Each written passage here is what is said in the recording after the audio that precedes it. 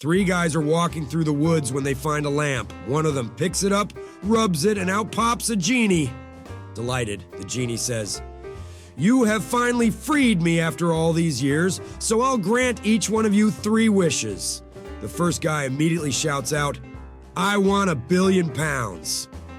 Poof, he's holding a printout that shows his account balance is now in fact £1,003.50. The second man thinks for a bit, then says, "I want to be the richest man alive."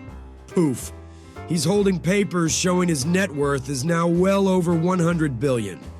The third guy thinks even longer about his wish, then says, "I want my left arm to rotate clockwise for the rest of my life." Poof, his arm starts rotating.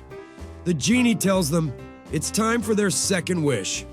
First guy says, "I want to be married to the most beautiful woman on earth." Poof! A stunning beauty wraps herself around his arm. Second guy says, "I want to be good-looking and charismatic so I can have every girl I want." Poof. His looks change, and the first guy's wife immediately starts flirting with him. Third guy says, "I want my right arm to rotate counterclockwise until I die." Poof. Now both his arms are rotating in opposite directions. The genie tells them to think very carefully about their third wish.